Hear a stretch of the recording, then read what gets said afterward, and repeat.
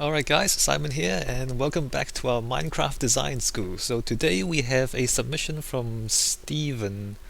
I don't know how much of his personal details he wants me to make public. He didn't actually say, so I mean if you're watching this, Steven, and you want to just give me a comment as to how you giving me a link to your website and all that, you just want me to put that in the video description as well, I can do that quite easily. So just tell me how much of your personal information you want me to say.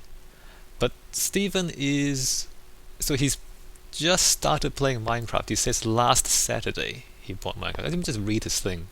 He says, I am a former film and photography student. I have been interested in architecture my whole life. As a young sprout, I already kept myself busy with cartography and geography and urban planning. I'm not trained in architecture. I just observed and read a lot about it. I also draw a lot by hand and design on the computer, all self-taught. So he is an artist, and he's a designer of sorts. His education is in film and photography. So he's new to Minecraft, but he's got a bit of background experience to benefit from.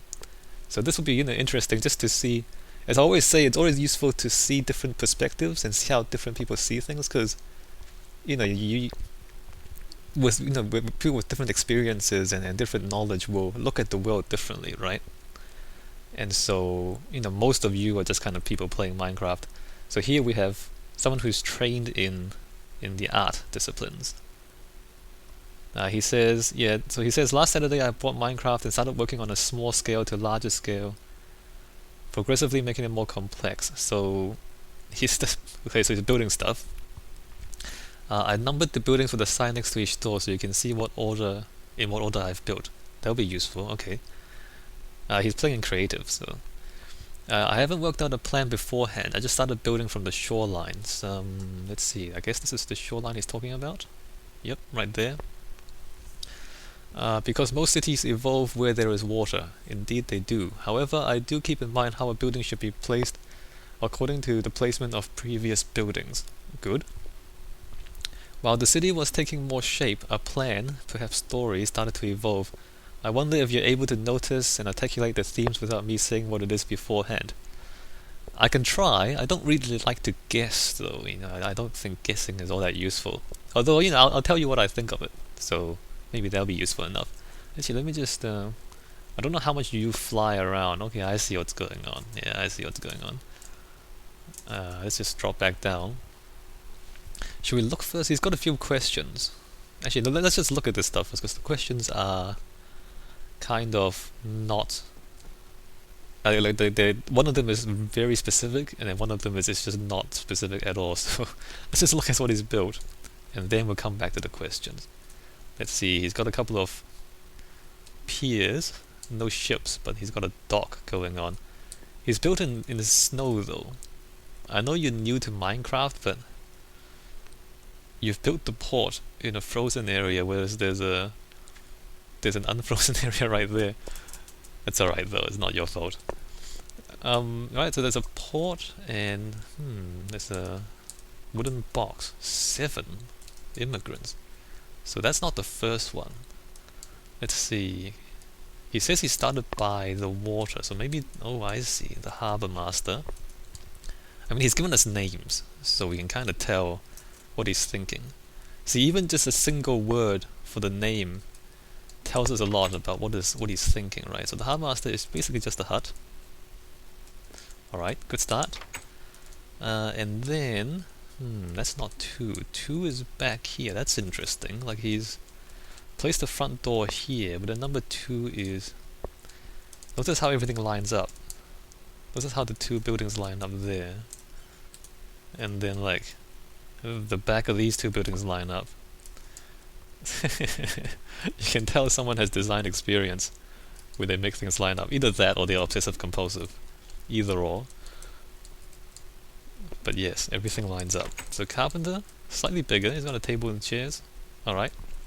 So also a house. I mean, he's given them harbour master and carpenter, but they're fairly generic houses so far. Lighthouse is maybe not as tall as it should be. Although this is number 3, so keep in mind that he built this before he built all the rest.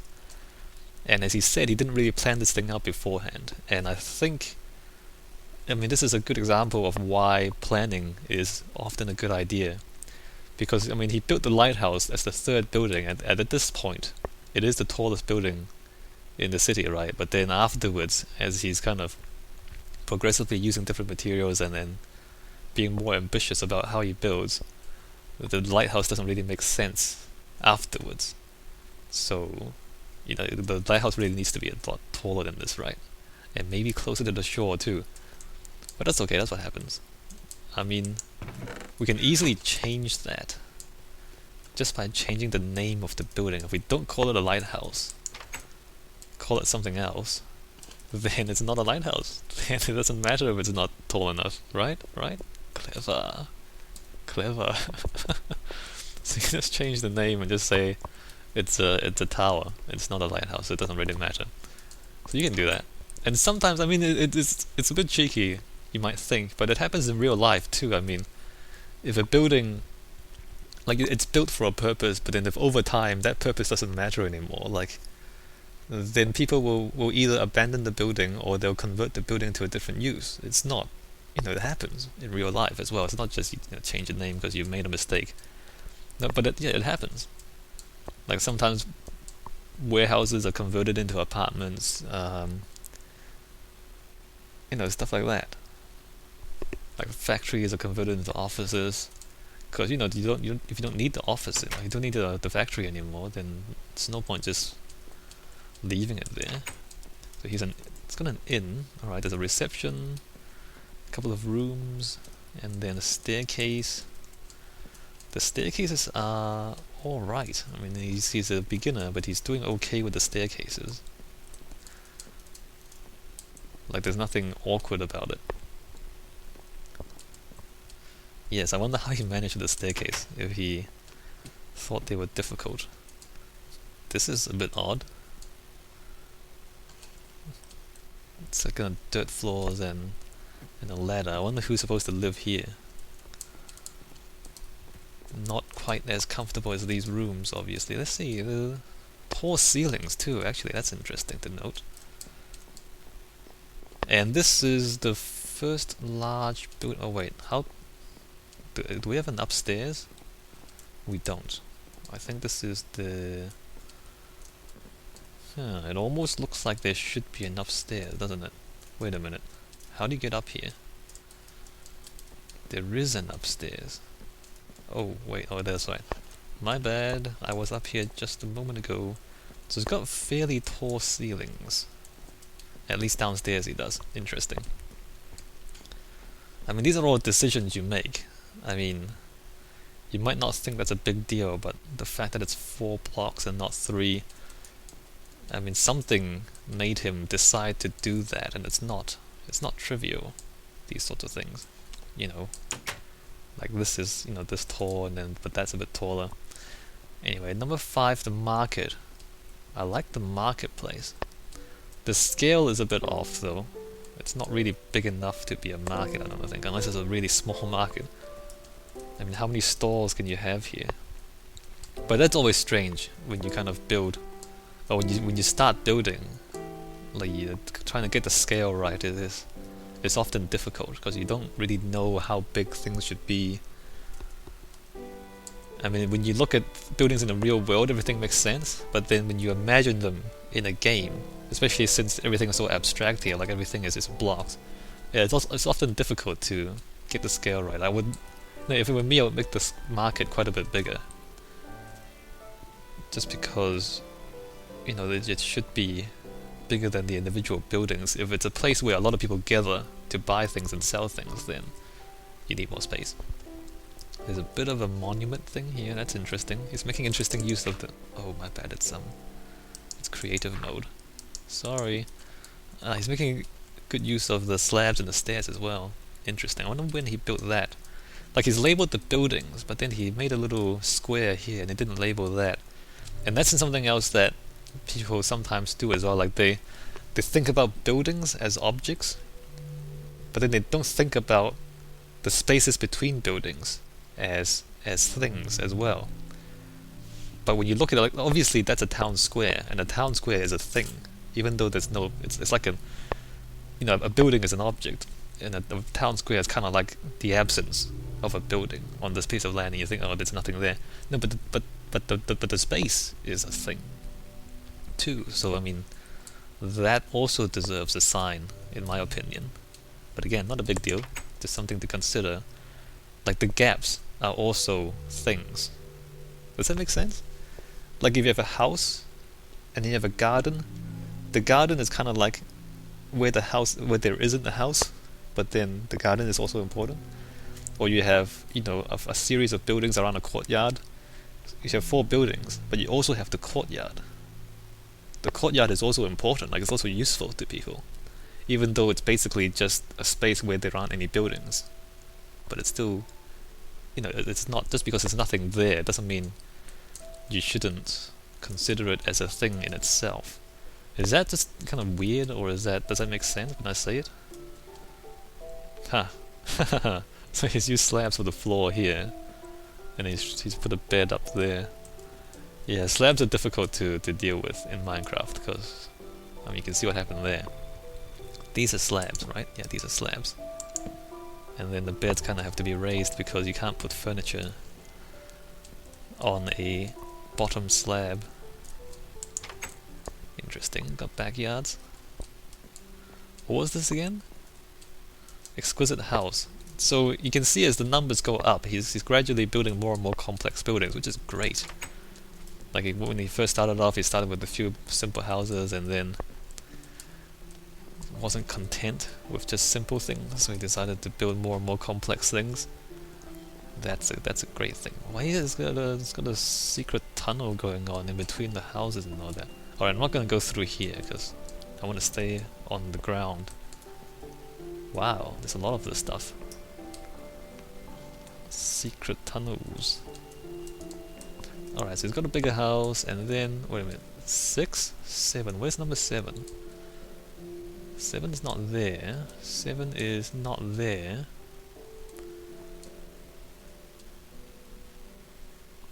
The zombie apocalypse. I think he found the zombie spawner in the inventory. Shared courtyard. That's a little strange, because it's at the back of everything. I don't know if you mean that this is complete shared courtyard, or if you plan to build a shared courtyard here in the future. I would guess that you're planning to build it in the future, because there's not really anything here yet. Okay, let's try to find number 7. No, that's number 9. Was this number 7? Ah, here we go. Number 7, immigrants. Wow. Well, they didn't immigrate here because it's, because they're rich. That's for sure. It's not always like this. I don't know what part of the world you're from. I guess sometimes it happens. I mean, immigrants, sometimes they move from, poor countries to rich countries. Sometimes they move from rich countries to poor countries too. It happens. I mean, if you think about when Europeans first migrated to the Americas, for example, the Europeans were more wealthy than the Native Americans in a way. I mean, I guess it depends on what you consider to be wealth, but they had more technology, at least. So, it happens both ways sometimes. These days, it's more poor people moving to rich countries, just because it's the poor countries that are overpopulated. Whereas back then it was Europe that was overpopulated, and so they had to move away. Let's see, I don't know if I should just keep following the numbers. Town hall and library. It's a little strange to have both the town hall and the library in the same room, because the town hall is usually quite noisy. Libraries usually are not. I mean, maybe if it's a town hall and city archives, then it's a different thing, because a library is not quite the same as an archives, right? Interesting roof, look at that. So you've got, these side areas are slightly lower than the middle area. So yeah, so Stephen, right? Yes, Stephen does know, or he's looked at architecture, and he's looked at architecture closely, and so he's studied the details and he can reproduce them in Minecraft fairly proficiently. A church is, it's a fairly familiar sort of building. He hasn't quite gotten hang of the glass panes though. Maybe glass blocks there would be more appropriate, because Minecraft is not dealing with the glass panes very well. I don't know the reference.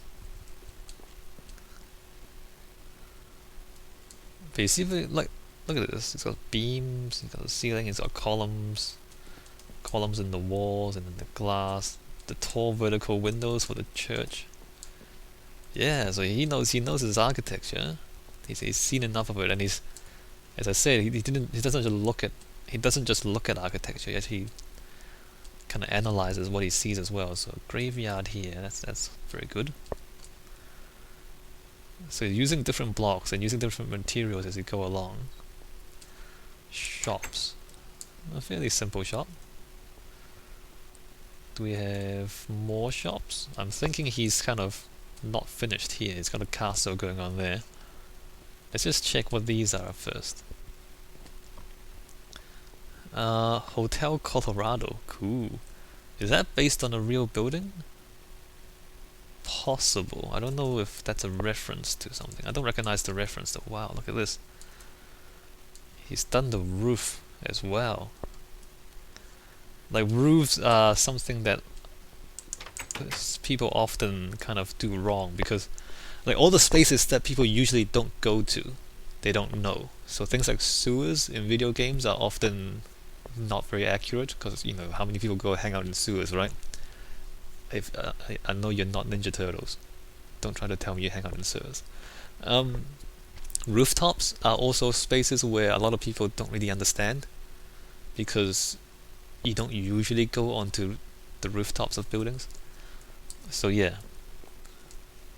but you can always do research. I guess the trick is to understand what you don't know, or be able to identify what you don't know, and know when to do the research. I mean, if you're smart enough to recognize that you don't know how roofs work, then you know to do the research, right?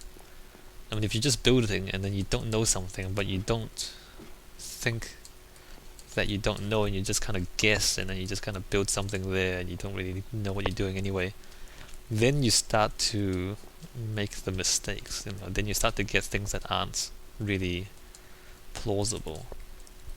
So the hotel, not that much space devoted to rooms.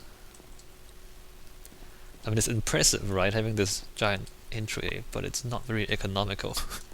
If you're actually running a hotel, you rent out the rooms, you don't rent out the entrance hall. So if your entrance hall is big, you don't make very much money from the hotel. That's okay. It looks good. Oh, we have a slightly fancier room on this side. Didn't we have a staircase up going the other way as well? How do you... Oh, from this here? That's slightly odd. Going through a room to the rooftop, that's slightly odd. This circulation here, because that's a room, right? Oh, unless it's the owner, and this is where the owner of the hotel stays. That would make sense. Or like the night porter, or whoever it is that works at the hotel overnight. What's this? Twilight Tacos. Twilight Tacos? I'm not going to guess what that reference is. I like tacos. So this is like a fast food place. Interesting. So he's got the chairs and the tables. So that's quite accurate. So you got different types of seating too, because I mean, if you go into a fast food place all by yourself, then you kind of sit on the side tables and seats. Whereas if you're with a group of people, then you go through there. So restaurants and fast food places usually have different sized tables and seating for that purpose. The kitchen is a little bit strange. Like this back area is a little bit strange, and I think that's what I meant earlier when I said, the places you usually don't go to, you don't know how to build it because you haven't seen them before. I think this is one of those spaces, like this back area of this fast food place, and then the kitchen's back there. I don't know. I'm guessing Stephen hasn't seen the backside of a restaurant, and so then that's a bit odd. I could be wrong. There's a bit of a monument here. It's a little odd. It's like a checkerboard pattern with sandstone and stone. Alright, so I think the last building we're gonna have a look at is this castle here. I don't know if he's finished this or not. Looks like it's got scaffolding on one side, so it's under construction. That's nice. A nice little detail.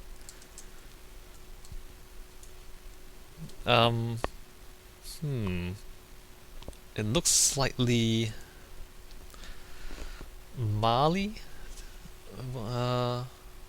Somewhere in Africa. Sub-Sahara. I think Mali is the kingdom and the culture. Basically, they're mud walls, but then they have these wooden beams to hold the ceilings, of course, and they end up looking a bit like that. So it looks like kind of a giant castle made of mud, dried mud, because it's a desert, so dried mud actually works. And then you have these kind of wooden beams sticking out of it for structural support as well. Well, I mean the mud kind of works, but every time it rains you have to repair it, I think. Although it doesn't rain very often. I think that's how it works. Might have to look it up. Alright, let's see what he calls it. Temple from dusk till dawn. Or maybe it's that. Let's see, he's got a water here, gold here, gold here. So it's got a central thing, and then he's got these gold bits going out, kind of like a sun. Well, that's interesting up there. So it's open to the sky. It might be interesting to see this during the day. And yeah, the problem with Minecraft, of course, is that the lighting system is not very realistic. And so if something like this was built in a real world, you'd get really interesting shadows and light and all sorts of effects when the sun passes over. In Minecraft, not so much, unfortunately. Still, I appreciate the intent. That's a natural, well, not natural, but a generated building. Okay, so I think that's pretty much the whole city. To summarize, I mean, we see Stephen kind of starting off with simple buildings, and then he's just kind of growing in ambition over time and building more and more complex things and bigger things as he goes. I mean, at the end, the city itself is a little bit strange. I mean, the lighthouse doesn't make sense anymore. Some of the smaller buildings don't make sense anymore. The layout of the city is not really, coherent. But that's not a problem really, because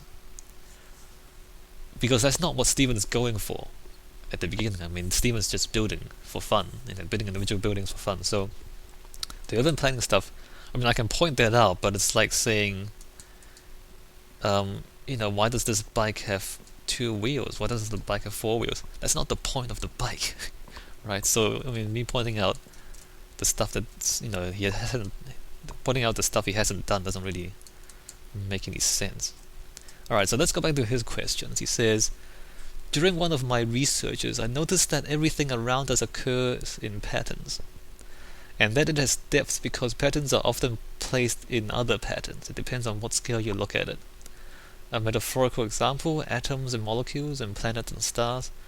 I've also applied this idea to some of my buildings, creating boxes and dividing them with pillars and walls, which in turn create segments. Okay, I think this is most evident in his temple. Is this type of structure common in architecture? If not, would it be efficient? It is a very, very common idea in architecture. So here he's got one big square, and then he's divided into 9 smaller squares, and then in here he's divided them into these kind of spaces as well. there's implied a 3 by 3 thing because there's 3 there on the diagonal, so it's implied it's divided into 3.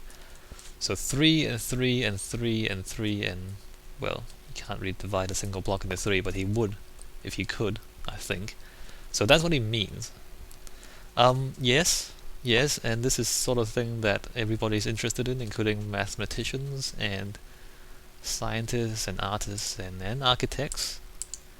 So the word you might want to look up is fractals. So type that into Google. In fact, I'm going to do it right now. I'm going to open Google. I'm going to type in fractals. And yes, that's very interesting. Okay, very interesting stuff there. You do that. You type that into Google, see what you find. And whoops. And the patterns. The thing about patterns is, well, here's what I think. Now, part of it is that there are certain mathematical patterns in the world, as you have noticed, and as you will notice, the more you look into fractals. So some things really do occur in patterns, but aside from that, the ability to recognize patterns is something that the human mind it seems to be hardwired into the human mind. For example, when you look at a table, you recognize it as a table, right?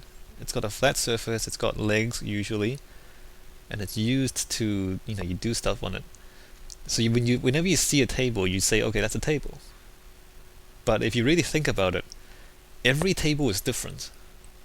I mean, every table is a different size, different shape. Some don't actually have legs, some have drawers on them, different colors, and yet we can recognize all of them as tables, right? Or, cars. I guess cars are more similar than tables, really.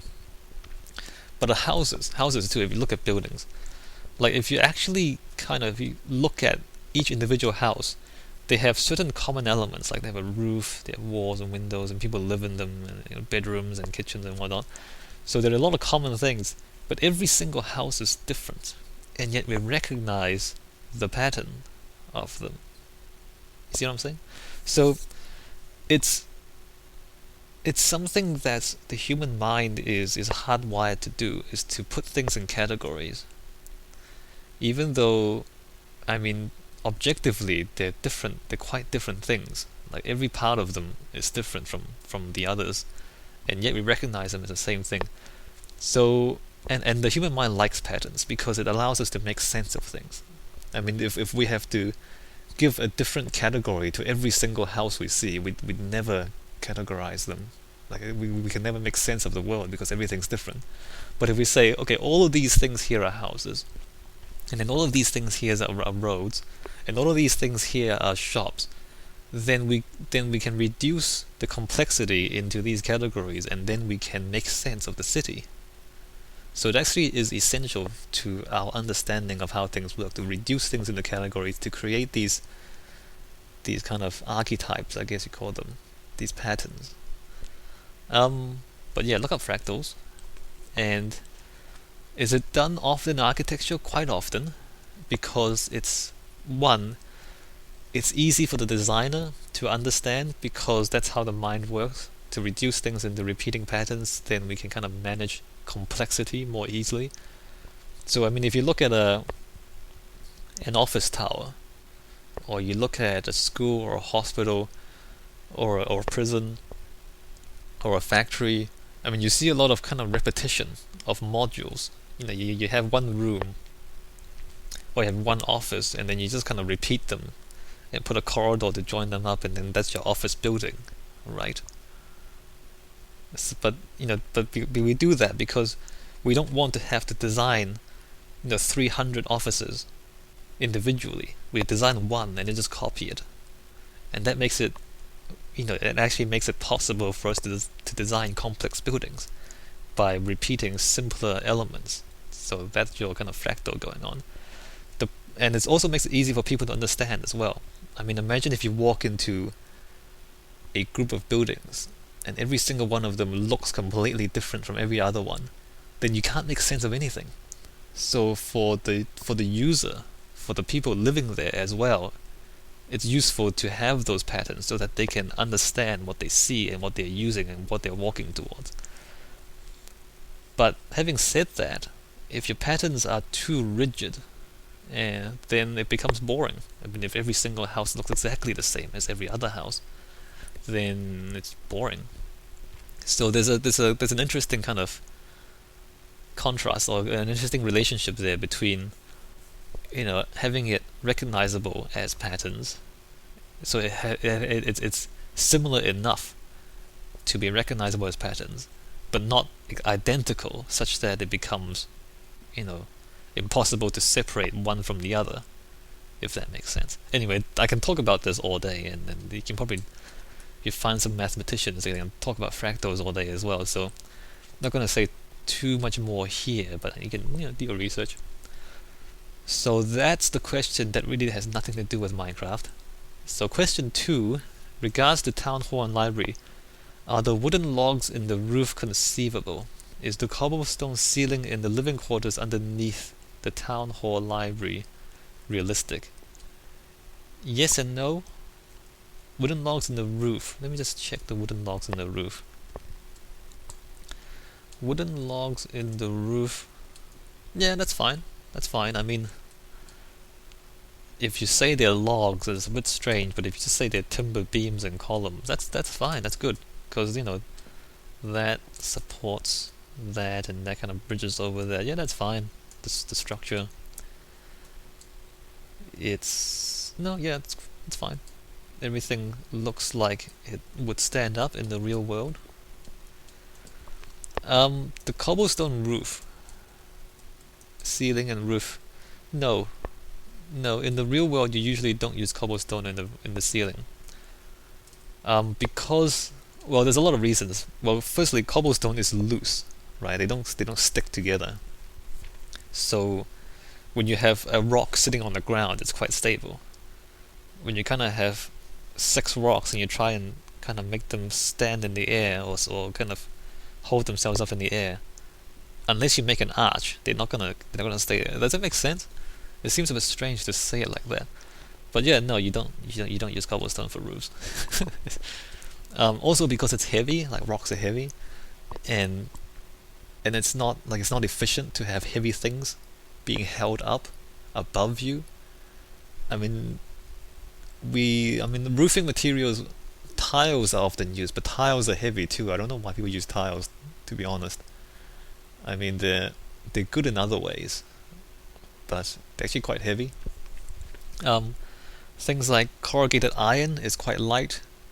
Things like thatch and shingles are quite light. So when you have a lightweight material on the roof, it means that the structure holding up the roof doesn't have to be as big. It doesn't have to hold up as much weight. So then you can, they can be cheaper if it's smaller and lighter. So yeah, usually light materials on roofs. So things like timber roofs are fairly common. But having said that, there's really no good answer in Minecraft, because everything in Minecraft is blocks anyway. So there are no lightweight materials in Minecraft, or heavy materials. Nothing actually has any weight. So it doesn't really matter all that much, but that is very strange. The fact that the walls and the ceiling are the same material and it's shaped like that, that's not something you'd see in the real world. I mean, this is more like it, although you might have an overhang usually. You don't just have a box, you usually have eaves on the side of the roof. It snowed a bit here, so this is, having the timber roof is more likely in the real world. That's also plausible. That's a little odd, but that's believable. Cobblestone, no, really no, not realistic. And then he says, I'm new to Minecraft. I use architectural logic instead of Minecraft logic. Perhaps you can give me advice. Perhaps you could give me advice for new projects. My name... Okay, I'm not gonna say his name unless he tells me to. Advice for new projects? I don't know, because from what I see, you're doing quite well. Like you kind of experimenting with different materials, experimenting with different building uses and different building shapes. You're thinking about how things look. You're thinking about fractals and patterns and things like that. Yeah, I don't know. I mean, I think you're doing great. You can, I mean, you can do this, the courtyard, the shared courtyards. Maybe you think about streets and roads and courtyards and city squares. So the spaces between the buildings. I mean, that's always interesting. Or that might be useful for you to think about, like build the gardens. Like at the moment you have kind of these enclosures and nothing in them. So maybe think about landscaping. Um, Yeah, no, aside from that, I can't really think of very much else. You can just kind of pick a building type and then build it. And really it depends on what it really depends on what you're interested in and what you want to learn and what you want to experiment. You are playing creative, so if you think you're a patient person, you can always try bigger projects. At the moment, that's the biggest project you've got. In creative, you can do much bigger than that. Well, I mean, it does take a bit of time, but more complexity means you have more things to think about, and also you can kind of fit more details in. All right. I think I'll stop it there. I mean, if any of you guys watching this have any interesting ideas you want to suggest, by all means, put that in the comments. Alright, I'll see you guys.